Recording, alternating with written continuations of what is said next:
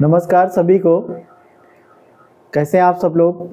आशा करता हूं आप लोग सब लोग मस्त होंगे, स्वस्थ होंगे। जैसा कि आप लोग जानते हैं, हम लोग उत्तर प्रदेश पुलिस के लिए हम लोग हिंदी का एक सीरीज स्टार्ट कर रहे हैं। उसमें लास्ट टर्म में हम लोगों ने सिलेबस के बारे में डिस्कस किया था। आज हम क्या करेंगे, उसमें से एक एक करके टॉपिक को हम तुम लोगों को पढ़ाएंगे। शुरुआत वैसे अगर देखा जाए तो वर्णमाला से होती है। वर्णमाला में शुरू करते हैं, फिर इसके बाद में संधियाँ पढ़ाई जाती हैं, फिर समास पढ़ाए जाते हैं। ऐसे सीरीज ज़्यादातर लोग चलाते हैं व्याकरण में। लेकिन होता है क्या कि जब हम लोग कोई चीज़ शुरुआत करते हैं तो शुरुआत में हम ज़्यादा एनर्जी खर्च करते हैं, और एक शुरुआत की जो एनर्जी होती है हम लोगों को वर्णमाला से लेकर के संधि तक आते आते हम लोगों की ख़त्म हो जाती है। तो इस बार हम इसको ब्रेक करेंगे थोड़ा। इस बार हम लोग नए तरीके से पढ़ेंगे। हम लोग पहले शब्द वाले पोर्शन पढ़ेंगे। इसमें संज्ञा, सर्वनाम, विशेषण, क्रिया, अव्यय, इसको पहले खत्म करेंगे। इसके बाद में हम लोग वर्णमाला और संधि को स्टार्ट करेंगे। ठीक है, तो हम लोग आज संज्ञा का टॉपिक पढ़ने जा रहे हैं। और ये संज्ञा, सर्वनाम, विशेषण, क्रिया, ये चैप्टर ये एक तरीके से व्याकरण का बेस है। ये बहुत ज़्यादा जरूरी होता है। जैसे उत्तर प्रदेश पुलिस में कुछ सेंटेंस को सही करने वाले आते हैं, वाक्यों को शुद्ध करने के वाले आते हैं सेंटेंस। उसमें अगर आपको संज्ञा, सर्वनाम, विशेषण, क्रिया की जानकारी है तो आप अच्छे से उसको कर पाएंगे। उसमें से आज हम लोग संज्ञा के बारे में पढ़ेंगे। तो देखो, संज्ञा की जैसे अगर हम लोग बात करें तो इंग्लिश में एक कहावत होती है कि noun equal to name. Noun equal to name, नाम को ही संज्ञा कहते हैं। दुनिया में जितनी सारी चीजें होती हैं सबका एक नाम होता है, और व्याकरण की भाषा में नाम को ही संज्ञा कहा जाता है। जैसे एक मार्कर है, इसका एक नाम है तो मार्कर एक संज्ञा है। ये बोर्ड है, इसका एक नाम है तो ये एक संज्ञा है। ये कपड़े हैं, इनका एक नाम है तो ये एक संज्ञा है। ये घर है, इसका एक नाम है तो इसका संज्ञा। ये पंखा है, इसका एक नाम है तो एक संज्ञा है। जो कुछ भी चीजें हैं सबका एक नाम होता है, और व्याकरण की भाषा में नाम को ही संज्ञा कहते हैं। इतना समझ लीजिए आप लोग। और जो नाम होते हैं, अगर आपसे पूछता है कि वो कितने प्रकार के होते हैं या संज्ञा कितने प्रकार के, तो हिंदी में संज्ञाएं 3 प्रकार की होती हैं। ये आप लोग ध्यान में रखेंगे। उन्हीं के अलग अलग प्रकार से फिर वो पूछे जाते हैं, जिसमें से एक एक करके हम लोग आज उसको डिस्कस करेंगे। तो नाम को संज्ञा कहते हैं, ये क्लियर हो गया सभी लोगों को। अब वो जो नाम होते हैं उनको अलग अलग नामों से जाना जाता है। कुछ नाम ऐसे होते हैं जो जातिवाचक होते हैं, कुछ नाम ऐसे होते हैं जो व्यक्तिवाचक कहलाते हैं, कुछ नाम ऐसे होते हैं जो भाववाचक कहलाते हैं, कुछ नाम ऐसे होते हैं जो समूहवाचक कहलाते हैं, कुछ नाम ऐसे होते हैं आपके जो आपका पदार्थवाचक कहलाते हैं। तो उनको हमको देखना है। तो उनमें से सबसे पहले नाम हम लोग जो देखेंगे वो हम नाम देखेंगे जातिवाचक। कौन सा? जातिवाचक। जातिवाचक संज्ञा। और दूसरा जो नाम होगा आपका वो हो जाएगा आपका व्यक्तिवाचक संज्ञा। व्यक्तिवाचक संज्ञा, इसमें क्या लगा लेंगे यहां पर, व्यक्तिवाचक संज्ञा। एक होगा जातिवाचक संज्ञा, एक होगा व्यक्तिवाचक संज्ञा। 3 इसके पार्ट और होंगे, वो हम बाद में पढ़ लेंगे इसी के बाद में। लेकिन इन 2 के बारे में हमको अगर जानकारी हो गई तो सूत्र संज्ञा का चैप्टर आसानी से आ जाता है। इन्हीं दोनों में ही बड़ा कंफ्यूजन रहता है। तो हम परिभाषा पे ना जाते हुए डायरेक्ट एग्जाम्पल पर चलेंगे, तो मे भी हो सकता है आपको समझ में आ जाए। तो ध्यान से देखिएगा कि जैसे अगर हमने लिखा जातिवाचक और एक हमने लिखा है क्या, व्यक्तिवाचक, तो दोनों में अंतर समझिए। अगर हमने यहां पर लिख दिया एक शब्द लिखा पर्वत, ध्यान से समझना, एक शब्द हमने लिखा है पर्वत, ठीक है। तो पर्वत एक किसी वर्ग या विशेष जाति का नाम है। जैसे हमने कहा कि पर्वत चले जाइए, तो आपको कंफर्म नहीं हो रहा है कि हिमालय जाना है कि अरावली जाना है कि किस पर्वत में जाना, ये अभी कंफर्म नहीं हो रहा है। इसका मतलब अगर हमने पर्वत नाम लिया है तो दुनिया के सभी पर्वतों का बोध हो गया, एक पर्वत जाति का बोध हो गया। इसलिए पर्वत एक जातिवाचक संज्ञा है। लेकिन अगर हम इंडिकेट कर दें और कह दें कि हिमालय चले जाइए, तो ये एक नाम हो गया और ये फिक्स हो गया कि हिमालय कहाँ पर है। और हम जैसे हमसे कहा जाए हिमालय चले जाइए, तो हमको पूछना नहीं पड़ेगा कि हमको साउथ में जाना है भारत के कि नॉर्थ में जाना है, उत्तर में जाना है कि दक्षिण में जाना है। आप सीधे कानपुर में रह के उत्तर की ओर चले जाएंगे और आपको हिमालय मिल जाएगा। तो इस चीज से अंतर समझिए आप लोग कि पर्वत एक जातिवाचक संज्ञा है जबकि हिमालय एक व्यक्तिवाचक संज्ञा है। जातिवाचक पर्वत सिर्फ एक होगा, लेकिन इसके जो व्यक्तिवाचक होंगे वो हजारों हो सकते हैं। अरावली आएगा तो भी व्यक्तिवाचक, कोई भी पर्वत आएगा सब व्यक्तिवाचक के नाम होंगे। और आगे बढ़ते हैं, जैसे हमने एक शब्द लिख दिया, इसमें एक शब्द लिख दिया हमने लड़का। तो जैसे हमने लड़का लिखा तो समस्त लड़कों का बोध हो रहा है, लड़के जाति का बोध हो रहा है, लड़के वर्ग का बोध हो रहा है, इसलिए जातिवाचक संज्ञा है लड़का। अब लड़का शब्द में हमने यहां पर रमन लिख दिया, तो ये जो रमन शब्द हो गया वो आपका व्यक्तिवाचक हो गया।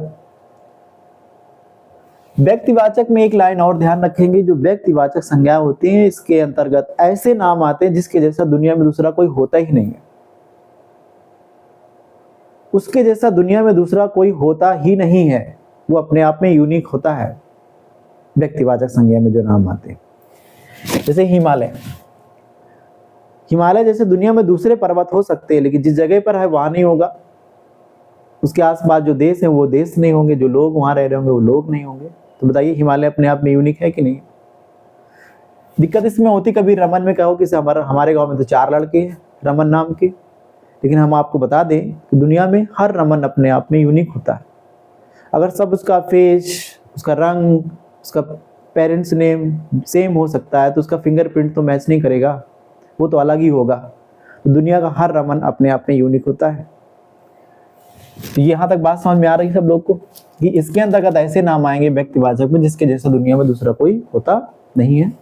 ठीक है, अगर हमने यहाँ पर लिख दिया, जैसे कि एक लिख दिया आदमी या व्यक्ति या मानव, तो आदमी कौन संज्ञा होगी? जातिवाचक होगी। अब यहां पर अगर हमने लिख दिया जयचंद, एक शब्द हमने लिख दिया जयचंद, तो जो जयचंद है वो क्या हो गया? व्यक्तिवाचक संज्ञा होगा आपका। ठीक है, ये ध्यान रखना आप लोग। तो यहां तक बात समझ में आ रही है।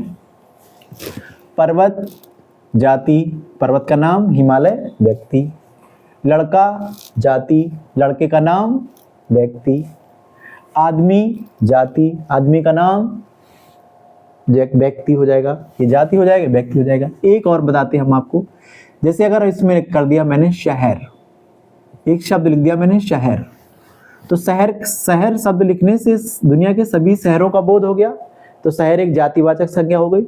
आप जातिवाचक को ध्यान से समझिए, व्यक्तिवाचक को ध्यान से समझिए, ये टॉपिक बहुत आसान होने वाला है।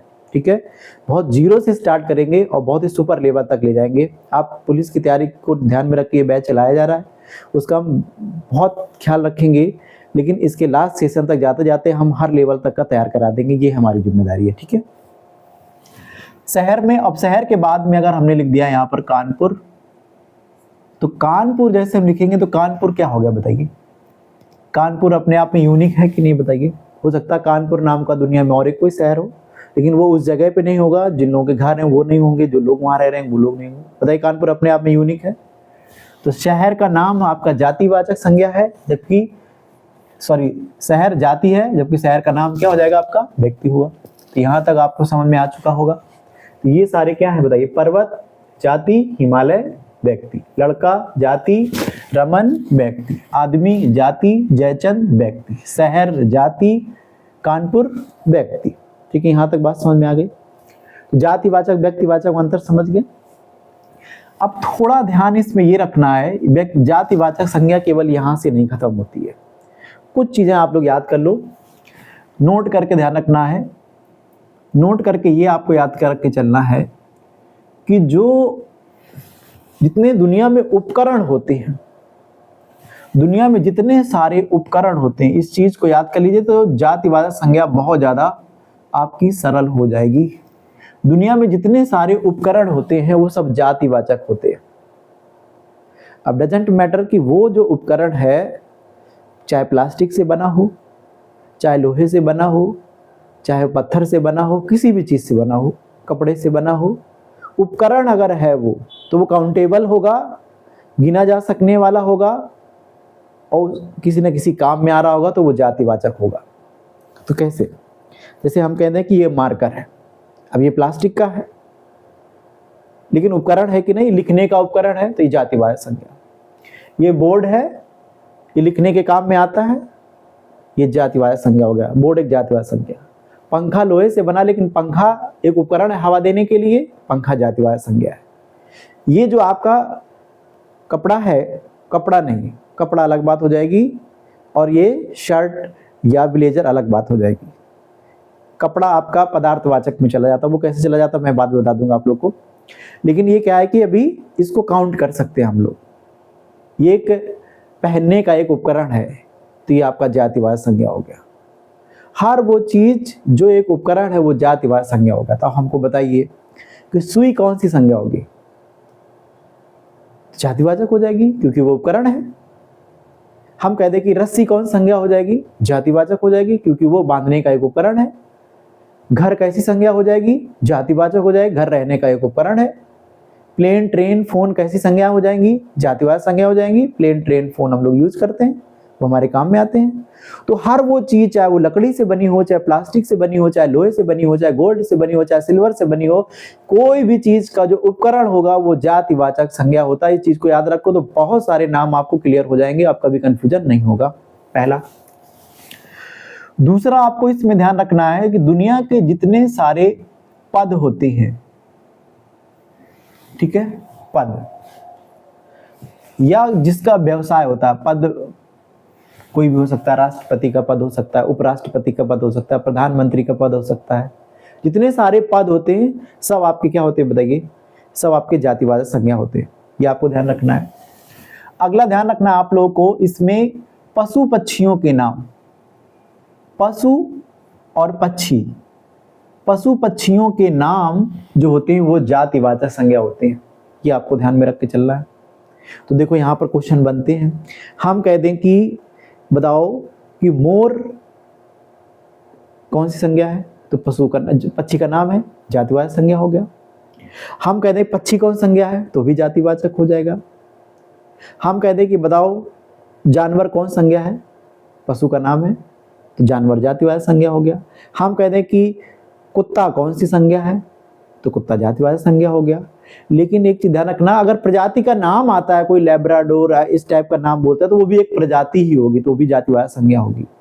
लेकिन एक चीज ध्यान रखना कि अगर कोई व्यक्ति कोई जानवर पाले और पालने के बाद में उसका कोई नाम रख दे, उस कुत्ते का नाम सीलू रख दे, पीलू रख दे, नीलू रख दे, अगर किसी का नाम हो तो बुरा मत मानिएगा प्लीज, ये मैं एग्जांपल दे रहा हूं आप लोगों को, कि ऐसा कोई नाम रख दे रहा है, कोई कुत्ता पाल के सीलू नाम रख दे रहा है, तो वो फिर आपका जातिवाचक नहीं रहेगा, वो व्यक्तिवाचक हो जाएगा।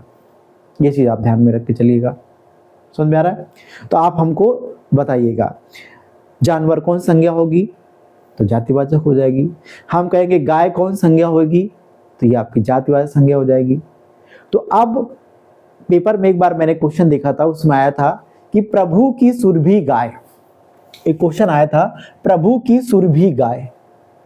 तो इसमें पूछा था सुरभि जो संज्ञा है वो कौन सी होगी, व्यक्तिवाचक होगी कि जातिवाचक होगी, ये उसमें पूछ दिया गया, प्रभु की सुरभि गाय। तो अब क्या हो रहा है देखो, इसमें जानवर का नहीं पूछा, जानवर का नाम, गाय का भी नहीं पूछा, लेकिन उसका गाय का एक नाम रख दिया गया है सुरभि। तो अब जब किसी पशु को पाल करके उसको नाम रख दिया जाता है तो वो जो संज्ञा होती है वो व्यक्तिवाचक में चली जाती है। ये चीज आपको ध्यान रखना है। तो जानवर, जानवर का नाम, ये सब जाति होंगे, लेकिन अगर उसको पाल करके कोई नाम रख देंगे तो वो आपका फिर व्यक्तिवाचक में चला जाएगा। आई होप ये चीज समझ में आ गई होगी। तो बताइए कि आपका पक्षी कौन सी संज्ञा? जातिवाचक। तोता कौन संज्ञा? जातिवाचक संज्ञा। अब मिट्ठू कौन सी संज्ञा हो जाएगी बताइए? तो जो मिट्ठू को लेकर के विवाद है, मिट्ठू पहले तोते को लोग नाम रखते थे क्योंकि वो मीठा मीठा बोलता था, लेकिन मिट्ठू इस समय पर एज अ जातिवाचक संज्ञा की तरह प्रयोग किया जा रहा है कि कहीं भी मिट्ठू बोल देता है तो आज समझ जाते हैं कि ये तोते की बात हो रही है। लेकिन अगर उसका नाम के सेंस में यूज कर रहे हैं कि भाई हमने पाल करके उसका मिट्ठू, किट्टू कुछ नाम रख दिया है तो वो आपका व्यक्ति है, लेकिन अगर मिट्ठू के सेंस में अगर आप तोते की ओर इशारा कर रहे हैं तो फिर जाति हो जाएगा। सुन मेरा, तो ये चीज आपको ध्यान रखना, जानवर जाति है, गाय भी जाति है, और जर्सी ये भी जाति है, लेकिन गाय का पाल करके अगर उसका नाम रख दो कि प्रभु की सुरभि गाय, तो सुरभि आपका क्या हो जाएगा? फिर आपका व्यक्तिवाचक हो जाएगा। यहाँ तक बात समझ में आ गई।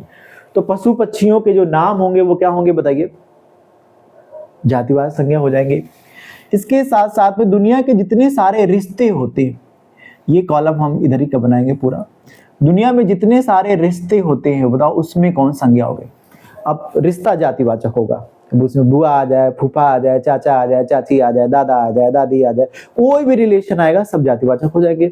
इसे आप ध्यान में रख के चलिएगा, नहीं तो यहाँ पर गड़बड़ होगा। ये कॉन्सेप्ट आपको फायदा करता है तो कभी कभी नुकसान भी करता है। अब कैसे नुकसान करता है देखो, हम लोग के दिमाग में आ गया कि पर्वत तो जाति, हिमालय तो व्यक्ति, लड़का तो जाति, रमन तो व्यक्ति। हम क्या कहेंगे, हम कहेंगे बताइए, हम कहेंगे जानवर तो आप कहोगे सर जी जाति, और हम कहेंगे बताइए गाय तो आप कहोगे व्यक्ति। ये गड़बड़ा गया, ये थोड़ा ध्यान रखना। जानवर, जानवरों के नाम व्यक्तिवाचक नहीं होते, जातिवाचक होते। हम कहेंगे पिता तो आप कहोगे सर जी जाति, हम कहेंगे लड़का तो आप कहोगे अच्छा पर्वत का नाम व्यक्ति, तो हम कहोगे पिता के बाद लड़का आएगा तो आप व्यक्ति कर दोगे, नहीं, पिता भी जाति, लड़का भी जाति, नाती भी जाति।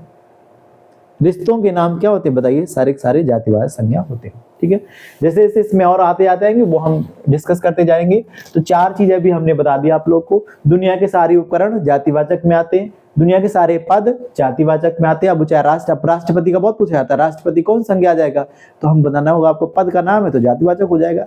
जितने सारे व्यवसाय होते हैं, प्रोफेशन, एक चीज और छूट गई हमसे, प्रोफेशन, दुनिया के जितने सारे व्यवसाय होते हैं वो जातिवाचक होते हैं। डॉक्टर हो, वकील हो, सब जातिवाचक में आ जाएंगे। ये चीज आप और ऐड कर लीजिएगा इसमें। ठीक है, आई होप इतना अगर हम कर लेंगे तो हमको जातिवाचक और व्यक्तिवाचक में अंतर समझ में आ गया होगा। ठीक है, अब देखो ये तो था आपका थोड़ा साधारण लेवल पे। इसमें थोड़ा स्टैंडर्ड अगर बढ़ा करके अगर हम लोग बात करना चाहेंगे, वैसे हमने जो इसमें, जैसा कि हमने वीडियो के थंबनेल में आपको बता रखा है कि हम हिंदी को एकदम बेसिक से पढ़ाएंगे और यूपीपी को टारगेट करके पढ़ाएंगे, तो उसका हम खास ध्यान में रख के चलेंगे। जो हमारे बच्चे ये बैच, ये जो सीरीज हम स्टार्ट करें खासकर यूपीपी को लेकर के ही स्टार्ट की गई है, लेकिन ग्रामर सब में काम आ सकती है। लेकिन इसमें क्या है कि कभी कभी कुछ क्वेश्चन हमने ऐसे देखे हैं पुलिस में भी जो ठीक ठाक लेवल के आते हैं, तो हमको ऐसा नहीं करना कि कोई लेवल छोड़ दें, हम सब लेवल का भी हम ध्यान रखेंगे। ठीक है, तो अब इसमें थोड़ा देखेंगे, अगर इसका थोड़ा एडवांस लेवल देखा जाए, जातिवाचक व्यक्तिवाचक में और कैसे नाम आते हैं, क्वेश्चन कैसे आते हैं, तो वो थोड़ा देखें, ध्यान से समझना। अब एकदम कंसंट्रेट करिएगा मेरी तरफ। ठीक है, तो इसमें क्वेश्चन एक आता है, क्वेश्चन ये आएगा कि जातिवाचक संज्ञा को, जातिवाचक संज्ञा को व्यक्तिवाचक संज्ञा में, व्यक्तिवाचक संज्ञा में बदलना। अगर ये चीज अगर आपको आ जा रही है तो सोचो कि फिर आप संज्ञा के क्वेश्चन सब कर ले रहे हैं। ठीक है, ध्यान से समझो। जैसे इधर आओ, बताइए, हमने कहा कि ये आदमी कौन सी संज्ञा है, मैंने अभी क्या बोला, जातिवाचक है, क्योंकि समस्त आदमियों का बोध हो रहा है, समस्त आदमी जात का बोध हो रहा है। हमने कहा कि बताओ जयचंद कौन सी संज्ञा है, तो व्यक्ति का नाम है, कन्नौज के राजा थे ये, तो ये क्या हो गए बताइए, ये आपके व्यक्तिवाचक संज्ञा हो गए। ठीक है, यहाँ तक बात समझ में आ रही है। हमने बोला कि बताओ व्यक्ति कौन संज्ञा, तो आप कहेंगे सर जी जाति, और हम कहेंगे गांधी जी कौन सी संज्ञा, तो आप कहेंगे सर जी व्यक्ति। इतना क्लियर है सब लोग को। ठीक है, तो हम 2 सेंटेंस लिखते हैं, आपको आप बताना कि किसमें कौन सी संज्ञा है। सेंटेंस ये है, पहला एक सेंटेंस लिखा कि जयचंद, जयचंद कन्नौज के राजा थे, कन्नौज के राजा थे, जयचंद कन्नौज के राजा थे, सब लोग जानते हैं। ठीक है, अब अगर आपसे पूछता है कि बताओ इस वाक्य में जयचंद किस प्रकार की संज्ञा है, तो कन्फर्म है आप उत्तर क्या लगाएंगे, इसका उत्तर में हो जाएगा, इसका आपका उत्तर ये रहेगा कि किसी व्यक्ति का ये नाम लिखा है तो ये व्यक्तिवाचक संज्ञा हो जाएगी। ये कौन संज्ञा हो जाएगी बताइए, ये व्यक्तिवाचक संज्ञा हो जाएगी। तो आंसर आपका सही है, इतना हम लोग को पता है क्योंकि सामने लिखा है जयचंद व्यक्तिवाचक संज्ञा होती है। लेकिन अगर हम दूसरा सेंटेंस लिख दें, वो सेंटेंस ये है कि देश की हानि क्या लिख दें सेंटेंस मैंने, देश की हानि, या कह दें कि हम देश में जय चंदों की, देश में जय चंदों की, देश में जय चंदों की कमी नहीं है, देश में जय चंदों की कमी नहीं है। देश में क्या है, जयचंदों की कमी नहीं है। और हम यहाँ पर जयचंद को क्या कर दिया, अंडरलाइन कर दिया, मतलब जयचंद को प्लूरल बना दिया। तो प्लूरल तो हम बाद में बता देंगे कि प्लूरल बनाने से आपका बदल जाता है, व्यक्तिवाचक संज्ञा आपकी जातिवाचक में कन्वर्ट हो जाती है। ये तो सीधा सीधा है, लेकिन इसकी स्टोरी तो आप लोग को मालूम होगी कि एक कन्नौज के राजा थे जयचंद जी, तो एक दिल्ली के राजा थे पृथ्वीराज चौहान साहब। तो स्टोरी में तो अलग अलग बताया गया, अगर इनका ग्रंथ देखेंगे अगर हम लोग तो उसमें अलग स्टोरी है, अगर नॉर्मल देखें इतिहास में तो अलग आता है। तो ये जो जयचंद थे, ऐसा बताया जाता है कि इनकी एक पुत्री थी, उनका विवाह दिल्ली के राजा के साथ में हुआ था, और वो इनकी असहमति से बताते हो गया था विवाह, अब जो भी रहा हो उसमें, जिसकी वजह से नाराज थे ये। तो नाराज होने की वजह से जब पहले 1191 का तराइन का प्रथम युद्ध हुआ था, तो उसमें क्या था कि मोहम्मद गौरी जब आया था, तो रुकना जरा, बेकार हो गया।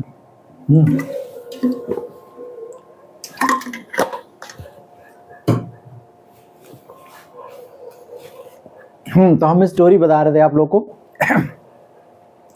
स्टोरी ये थी कि दिल्ली के राजा जो पृथ्वीराज चौहान थे और कन्नौज के राजा जयचंद थे, जब पानीपत का, फिर से ओके, तो हम एक स्टोरी बता रहे थे, तो ये चीज समझ में आ जाएगी आप लोग को। वो ये है कि दिल्ली के राजा पृथ्वीराज चौहान, कन्नौज के राजा जयचंद, तो जब तराइन का पहला युद्ध हुआ, सबको मालूम होगा 1191 में, तो पृथ्वीराज चौहान जीत गए थे और मोहम्मद गौरी हार गए थे, यहाँ से भाग गया।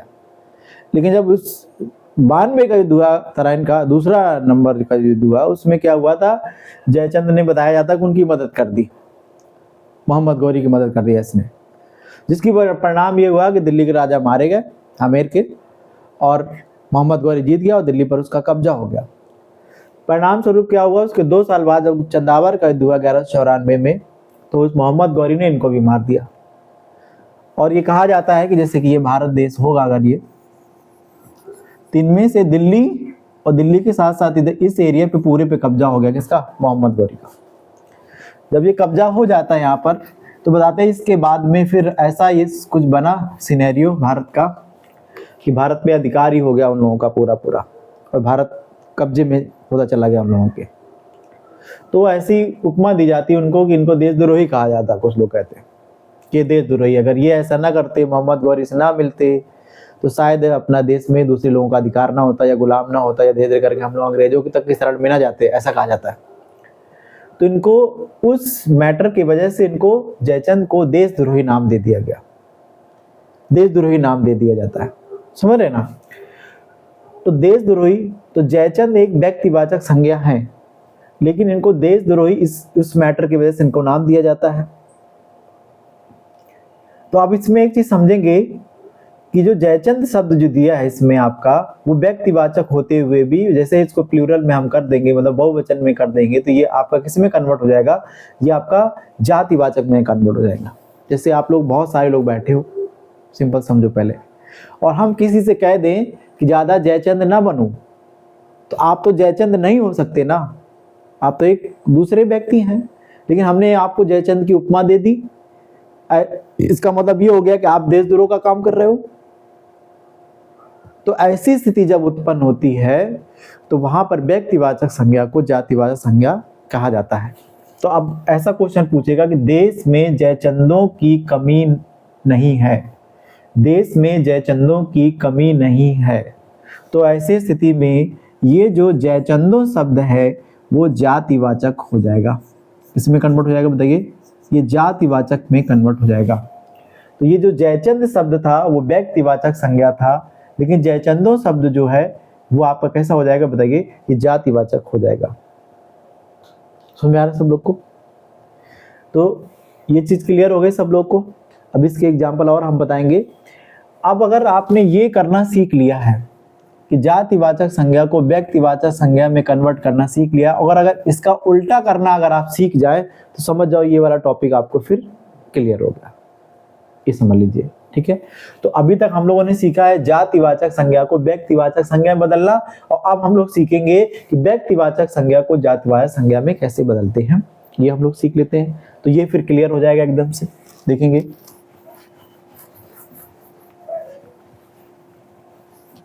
ध्यान से देखना, हमने यहां पर किया। अब हम लोग क्या सीखेंगे कि व्यक्तिवाचक संज्ञा को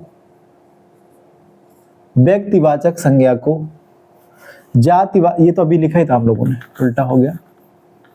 जातिवाचक संज्ञा को व्यक्तिवाचक संज्ञा में बदलना,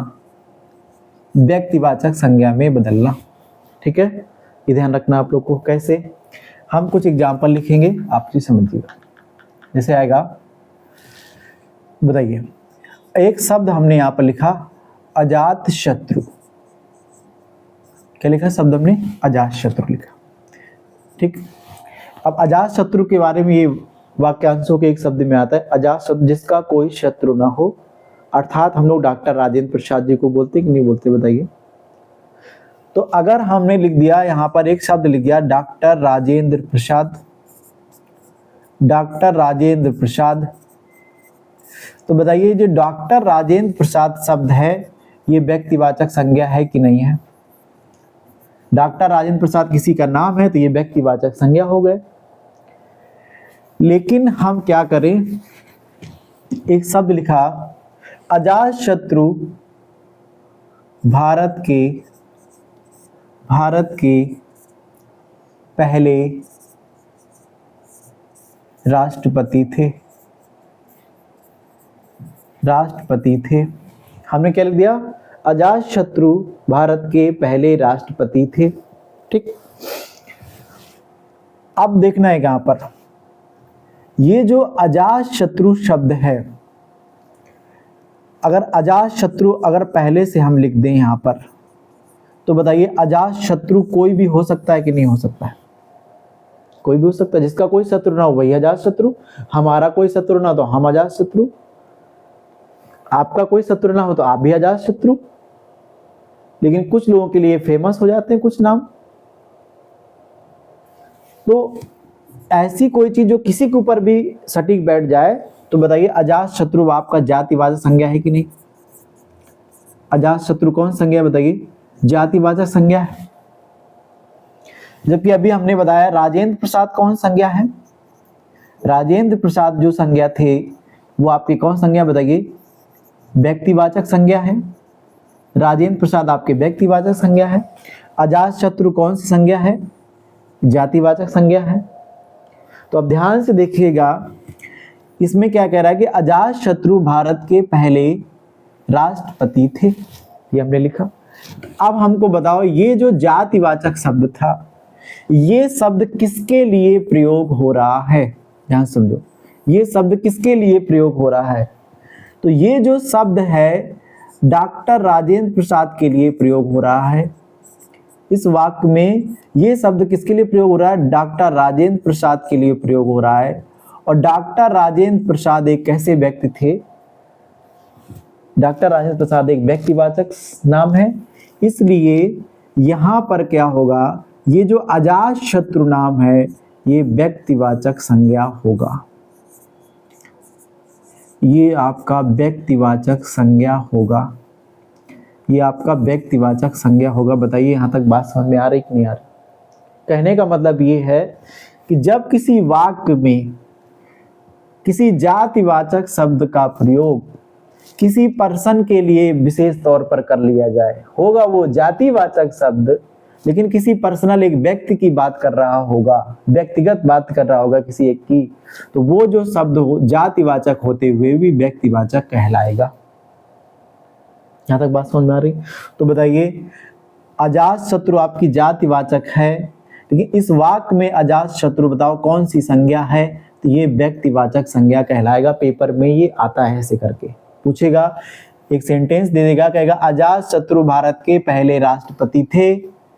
अब अंडरलाइन कर देगा अजात शत्रु को, बोलेगा अजात शत्रु में बताओ इस वाक्य में जातिवाचक संज्ञा है कि व्यक्तिवाचक संज्ञा है कि भाववाचक, ऐसे करके ऑप्शन दे देगा। तो जैसे अजात शत्रु आएगा तो लोग इसमें जातिवाचक लगा देते हैं, लेकिन सेंटेंस का अगर अर्थ नहीं समझा तो गलत हो जाएगा फिर आपका। सेंटेंस के हिसाब से ये अजात शत्रु किसी एक व्यक्ति के बारे में बोल रहा है, वो भी डॉक्टर राजेंद्र प्रसाद की बात कर रहा है ये, और डॉक्टर राजेंद्र प्रसाद व्यक्तिवाचक संज्ञा है, तो ये जातिवाचक होते हुए भी इसका आंसर आपको व्यक्तिवाचक संज्ञा लगाना पड़ेगा। एक एग्जांपल और बताते हैं तो हो सकता है आपको समझ में आ जाए, ध्यान से समझो। देखना, सब लोग जानते हो तुलसीदास जी को, जानते होगे आप लोग। तुलसीदास, तुलसीदास कौन संज्ञा होगी बताइए? व्यक्तिवाचक। बताइए तुलसीदास व्यक्तिवाचक संज्ञा है कि नहीं है? ठीक है। और एक गोस्वामी जो होता है, गोस्वामी, गोस्वामी एक टाइटल होता है। गोस्वामी क्या होता है? एक टाइटल है, कोई भी लगा सकता है, तो गोस्वामी जातिवाचक संज्ञा होगा। तो बताइए गोस्वामी जातिवाचक है कि नहीं है? गोस्वामी जातिवाचक संज्ञा हो जाएगा, जबकि तुलसीदास आपके नाम है तो व्यक्तिवाचक संज्ञा हो जाएंगे। इतनी बात समझ में आ गई।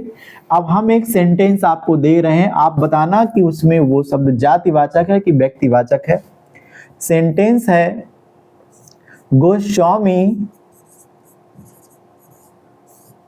भारत के प्रसिद्ध कवि थे। गोस्वामी भारत के प्रसिद्ध कवि थे, ध्यान समझना। अब गोस्वामी को अभी हम लोगों ने कहा था गोस्वामी जातिवाचक होता है कि नहीं? गोस्वामी टाइटल है, कहते हैं टाइटल मतलब जात, कास्ट, तो गोस्वामी जातिवाचक है कि नहीं है? लेकिन आप ये बताइए कि इसमें गोस्वामी जो शब्द है वो पर्टिकुलर किसके लिए प्रयोग किया गया है? तो गोस्वामी शब्द का प्रयोग तुलसीदास के लिए किया गया है। किसके लिए प्रयोग किया गया है? तुलसीदास के लिए प्रयोग किया गया है। और तुलसीदास कौन सी संज्ञा होंगे बताइए? तुलसीदास इसमें व्यक्तिवाचक संज्ञा हो जाएंगे। तो ये है जातिवाचक संज्ञा, लेकिन इस सेंटेंस के अगर पूरे सेंटेंस के भाव को समझेंगे तो इस सेंटेंस में बात तुलसीदास की हो रही है, इसलिए ये जातिवाचक होते हुए भी व्यक्तिवाचक हो जाएगा। और पूछेगा ये जो अंडरलाइन किया हुआ शब्द है इसमें कौन सी संज्ञा, तो आंसर में आप क्या लगाएंगे बताइए? तो ये आपका व्यक्तिवाचक हो जाएगा। आई होप आप लोगों को समझ में आ गया होगा। वीडियो काफी बड़ा हो रहा है, इसलिए हम इस पार्ट में हम जातिवाचक और व्यक्तिवाचक को ध्यान से समझ लिए हैं, और जो भाववाचक हो गया और जो पदार्थवाचक हो गया वो अगले वीडियो में हम आप लोग को समझाएंगे। ठीक है। अगर कोई चीज़ आप लोग को समझ में नहीं आती है तो आप हमारे वीडियो के कमेंट सेक्शन में कमेंट भी कर सकते हैं। हम जब देखेंगे कमेंट सेक्शन तो हम आपका ज़रूर रिप्लाई करेंगे। ठीक है। इसका स्क्रीनशॉट कर लीजिए आपको जल्दी से।